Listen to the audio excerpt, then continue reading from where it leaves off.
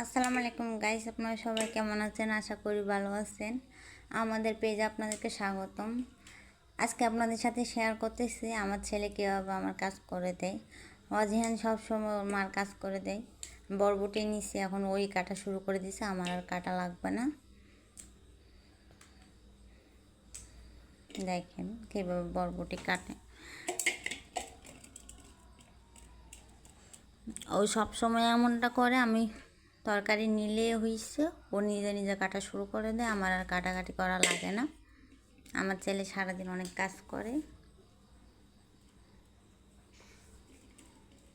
করো, কেটে ফেলো, সব কেটে ফেলো। এদিকে তাকাও তো দেখি, ভেঙে দিছ কেন?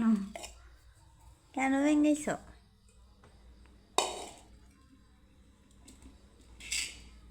হয়েছে কাটা শেষ?